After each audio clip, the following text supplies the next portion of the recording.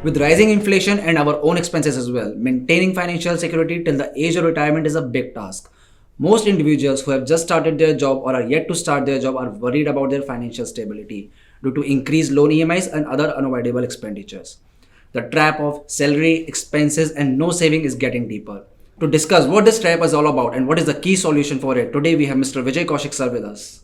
Welcome to Indian Express Education, sir. Thank you.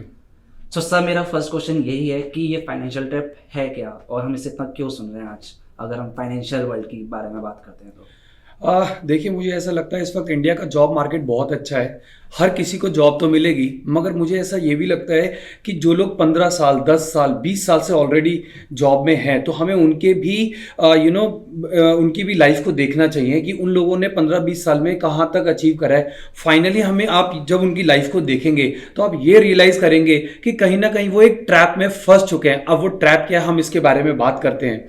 Basically इस trap के अंदर जब उनको सैलरी आती है तो वो TDS कट के आती है, PF कट के आती है। अब जब वो सैलरी आती है तो आते ही उसमें से EMIs कटते हैं, ECS कट जाते हैं, और उसके बाद लास्ट में जो भी बचता है उससे वो अपने मंथली एक्सपेंसेस करते हैं। अब इसके बाद एक और ट्रैप ये है कि कुछ केसेस में हम लोगों ने ये भी देखा है कि कुछ लोगों को कुछ भी नहीं बचता। कुछ लोग तो कुछ बचा पाते हैं, but there are some cases जहां पर उन लोगों को कुछ भी नहीं बचता। तो अब सवाल ये है कि जो भी वो थोड़ा बहुत पैसा कुछ लोगों का बचा है, क्या वो सेविंग्स हैं? नहीं, क्योंकि वो बेसिकली होता क्या है, जिंदगी में उतार चढ़ाव काफी है। जैसे मान लीजिए घूमना फिरना है, शादी ब्याह है, मरना जीना है, तो थोड़ी बहुत जो भी सेविंग होती है वो उनकी उसमें निकल जाती है। तो इस तरीके से वो पूरी तरीके से ट्रैप हो जाते हैं जब वो अपनी जॉब के अंदर होते हैं। तो अब मैं इसके आगे एक और आप लोगों को इसका ट्रैप का फर्दर एक्सटेंशन बताता हूं कि कुछ ऐसे खर्चे हैं जो इन्फ्लेशन के साथ साथ, देखिए इन्फ्लेशन तो बढ़ता ही जा रहा है हमारी लाइफ में, जो आज की डेट में 7% है। तो इस बढ़ते हुए इन्फ्लेशन के साथ साथ कुछ ऐसे खर्चे जो हमारी लाइफ में पता नहीं कहां से पिछले कुछ सालों में जुड़ गए हैं, और बेस्ट पार्ट पता है क्या है, वो खर्चे अब कंपल्शन बन गए, वो जरूरी खर्चे हैं। जैसे मैं स्टार्ट करता हूं यहां से कि वाईफाई है, हर हाथ में मोबाइल है फैमिली मेंबर्स के। देखिए ये जो मोबाइल है ना, ये 2 से 3 साल में हर वो चेंज भी होगा, तो ये एक तरीके का खर्चा है। Ola, Swiggy, Zomato, term insurance, life insurance, इतनी सारी चीजें, ये तो खर्चे जुड़ गए हैं। मगर कुछ खर्चे ऐसे हैं जिनके बारे में मैं आपको ये बताना चाहता हूं कि लोग इनको अपनी लाइफ में जोड़ना चाहते हैं। अब वो खर्चे क्या क्या हैं, जैसे बच्चों की एजुकेशन, रिटायरमेंट प्लानिंग, पेंशन, और इसके अगर मैं और थोड़ा आगे बात करूं तो कुछ लोग जैसे घर खरीदना चाहते हैं, कार लेना चाहते हैं, और ऐसे बहुत सारे सपने हैं जिनको वो पूरा करना चाहते हैं। तो ये खर्चे तो वो जोड़ना चाहते हैं, मगर प्रॉब्लम ये आती है, अब ट्रैप यहां से स्टार्ट होता है कि अगर वो लोग इनमें से किसी एक खर्चे के बारे में भी सोचते हैं, मान के चलिए कोई होम लोन ले लेता है, कोई कार लोन लेता है, कोई पेंशन के बारे में, कोई बच्चों के बारे में या बच्चों की एजुकेशन के बारे में सोचता है, और कोई भी प्लान लेता है तो उसकी मंथली सैलरी में बड़ा कट लगता है। यस। और जब वो कट लगने लगता है तो आप ये देखिए उसके हाथ में फिर मंथ एंड में बहुत ज्यादा कुछ बचता नहीं है, और वो फिर आगे फर्दर EMIs पे चला जाता है। इसका मैं एक एग्जांपल देता हूं। एक कंपनी है जिसका नाम है बजाज फिनसर्व। ये होम अप्लायंसेस की फंडिंग करती है, और पिछले कुछ सालों में इसने, ये करीब 100 रुपए का शेयर था, बल्कि अगर मैं सारे कॉर्पोरेट एक्शन एडजस्ट करके भी बताऊं तो 17 रुपए का शेयर था, आज जो 1700 रुपए का हो गया है पिछले 10-12 साल में। जो ये दिखा रहा है कि जो मिडिल क्लास है वो कहीं ना कहीं पूरी पेमेंट नहीं कर पा रहा है इन होम अप्लायंसेस के लिए भी। तो मैं इन बच्चों को, जो स्टूडेंट्स लेवल लाइफ में हैं, उन लोगों को यह बताना चाहता हूं कि आप इस ट्रैप में ना फंसें, और कहीं ना कहीं इसकी प्लानिंग आप शुरुआत से करें। क्योंकि जब भी आप इस टाइप के खर्चे अपनी लाइफ में ऐड कर लेते हैं, देखिए हो सकता है बहुत से लोग अभी पेंशन प्लान नहीं कर पाते, मगर ज्यादातर लोग ना होम लोन जरूर ले लेते हैं। अब अगर होम लोन देखिए 15 साल 20 साल का होता है, अब 15-20 साल का अगर आप होम लोन लेंगे तो आपकी तो ऑलरेडी काफी लाइफ उसके अंदर निकल चुकी है। तो मेरा ये कहना है आपको कि ये जो ट्रैप है इससे बाहर निकलने के लिए हमें कुछ ना कुछ इसके बारे में सोचना ही पड़ेगा। और एक एडिशन और बताना चाहता हूं मैं इसके अंदर कि जैसे जैसे आप इन खर्चों को अचीव करने के लिए आप अपनी लाइफ में इसको रेगुलरली करेंगे, जैसे एक एग्जांपल लेते हैं, आपने होम लोन लिया, आपने कोई पेंशन स्कीम ली, तो वो मंथली खर्चा तो निकल रहा है। अब जैसे आप एडवर्टीजमेंट देखते हैं, कोई एडवर्टीजमेंट हमें ये कहता है हम पेंशन स्कीम लें, कोई कहता है बच्चों की एजुकेशन के लिए हम कुछ लें, कोई कार लोन, कोई होम लोन, मगर कोई सिंगल सोल्यूशन है जो सारे खर्चे पूरे कर दे? ये सबसे इंपॉर्टेंट पॉइंट है। हमें उस सिंगल सोल्यूशन के बारे में सोचना चाहिए जो हमारी सारी जरूरतें भी पूरी कर दे और एक अच्छी वेल्थ भी बन जाए। तो ये एक ट्रैप से निकलने का मुझे ऐसा लगता है कोई सिंगल पॉइंट ऑफ सोल्यूशन होना ही चाहिए।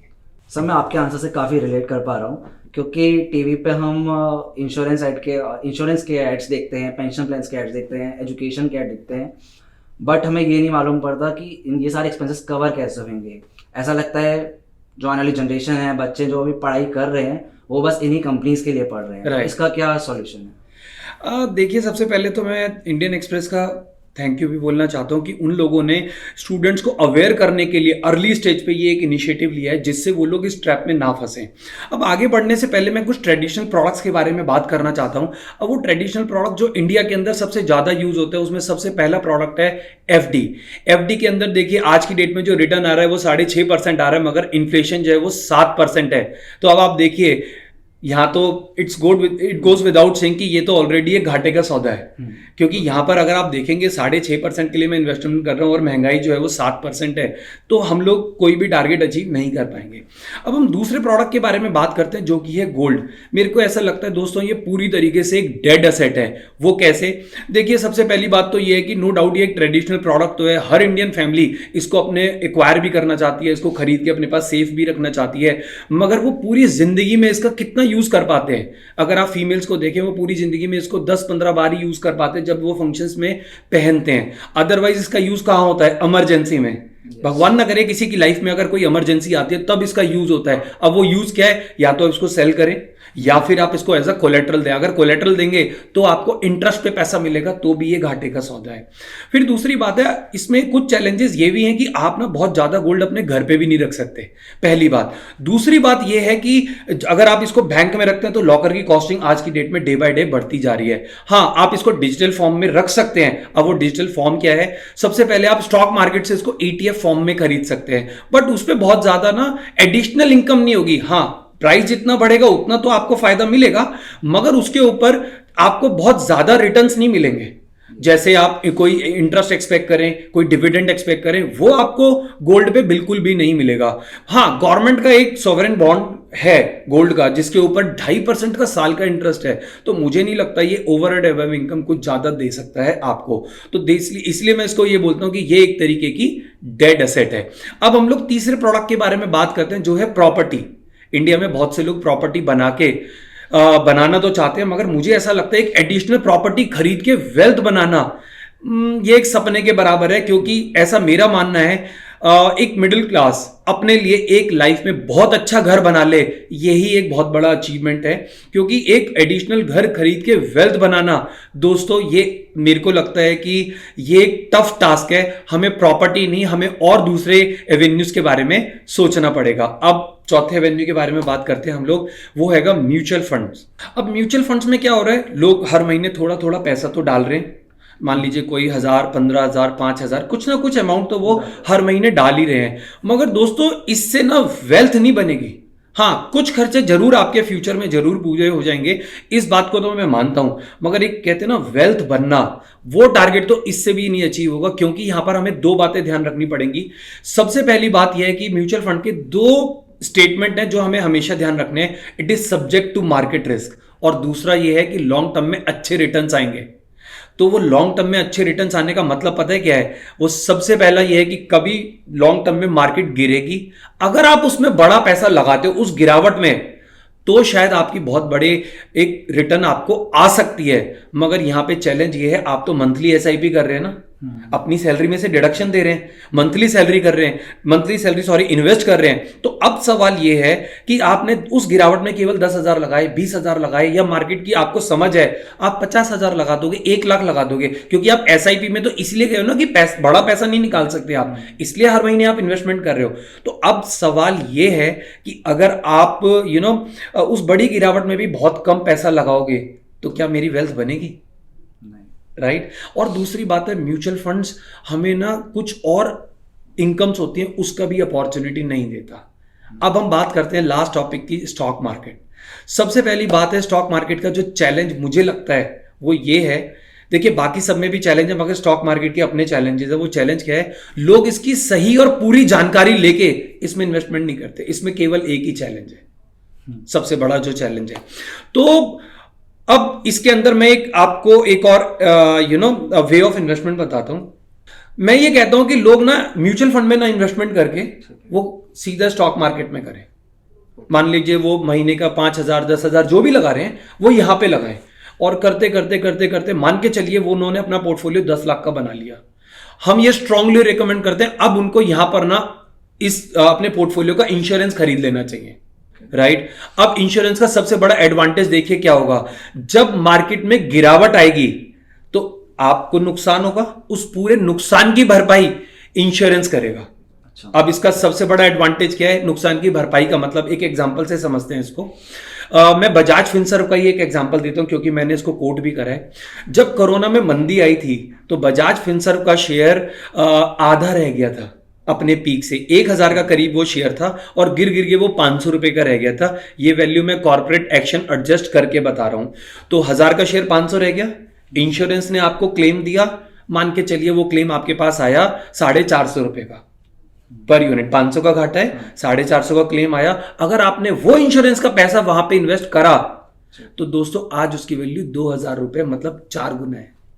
म्यूचुअल फंड में कितना लगाते, 1,000 10,000 20,000 50,000, मगर अगर आपका 10 लाख का पोर्टफोलियो और वो आधा रह जाए और वहीं से इंश्योरेंस आपको 4.5 लाख रुपए और दे दे, तो देखिए फिर आप देखिए अब आपके पोर्टफोलियो की वैल्यू उस गिरावट में कितनी है, करीब करीब अप्रॉक्सीमेटली 9.5 लाख रुपए। और उस पैसे का आप क्या करोगे, आप वही शेयर दोबारा खरीदिए। तो जब ये 4 गुना होगा तो आज आपकी पोर्टफोलियो की वैल्यू 40 लाख रुपए है।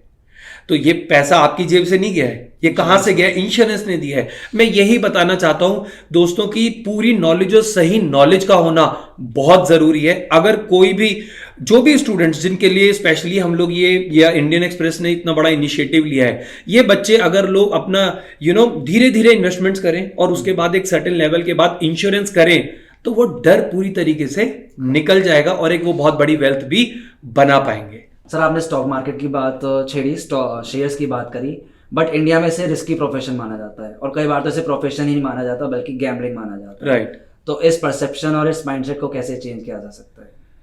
देखिए जैसे आपने 2 वर्ड बोले, एक तो गैम्बलिंग बोला आपने, एक आपने बोला भाई रिस्की है, और कुछ लोगों को डर भी बहुत लगता है। तो मैं आपको ये बताना चाहता हूं कि अगर ये इतना ही बड़ा रिस्की प्लेस है, गैम्बलिंग प्लेस है, तो गवर्नमेंट ऑफ इंडिया ने क्यों अलाउ करा हुआ है, और इंडिया ही क्यों, पूरी दुनिया की गवर्नमेंट ने इसको अलाउ करा हुआ है। और सिंगापुर का जो पेंशन फंड है वो तो यहाँ पे इन्वेस्टमेंट करता है, और LIC भी कितने करोड़ों रुपया उन्होंने लगा रखा है। तो अगर ये गैम्बलिंग प्लेस है तो ये पैसा क्यों लगा रखा है, पहली बात। दूसरी बात यह है कि किस काम में रिस्क नहीं है, किस काम में। हाँ, रिस्क कैसे कम होता है, हर काम का, जब आपको उसकी पूरी और सही नॉलेज होती है। बच्चों को भी तो हम जॉब से पहले, बिजनेस से पहले एजुकेशन देते ही है ना। तो इस सेगमेंट में भी मैं स्ट्रांगली रिकमेंड करता हूं कि अगर आप लोगों को वो डर निकालना है, वो पूरी तरीके से डर निकालने का तो दोस्तों एक ही तरीका है, वो है राइट और कंप्लीट नॉलेज।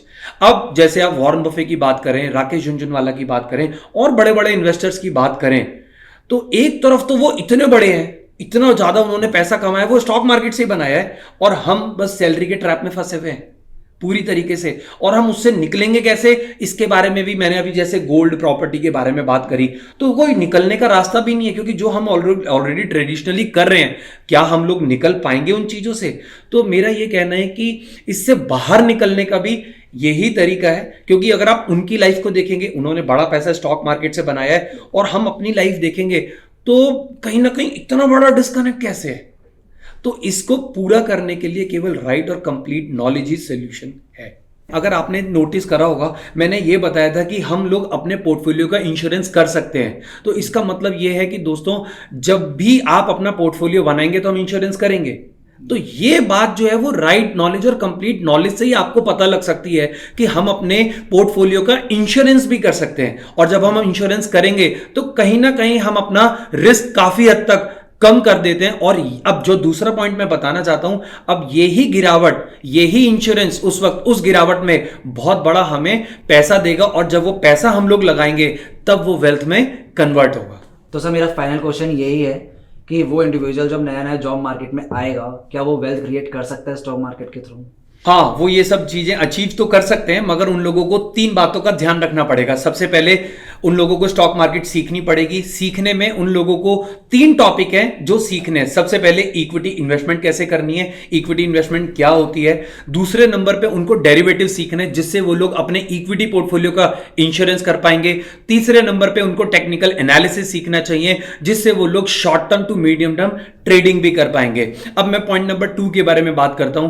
सेकंड पॉइंट के अंदर उनको पहले ही महीने से अपनी सैलरी का मिनिमम 1% से लेके मैक्सिमम 5% तक हर महीने इन्वेस्टमेंट करना चाहिए। इसका एडवांटेज क्या होगा, देखिए जब आप 1% से लेके 5% हर महीने इन्वेस्टमेंट करेंगे तो उनकी लाइफ पे कोई भी इंपैक्ट नहीं आएगा। मान के चलिए मैंने अभी मेरी जॉब लगी है और मेरी सैलरी 50,000 रुपए है, तो मैं अगर 5% का हर महीने इन्वेस्टमेंट करता भी हूं विच इज हार्डली 2,500 रुपया पर मंथ, तो मेरी लाइफ पे कोई इंपैक्ट नहीं आएगा। मगर धीरे धीरे वो जब कंपाउंड की स्पीड कंपाउंड से बढ़ेगा तो वो एक लेवल के बाद आपकी वेल्थ में क्रिएट हो जाएगा।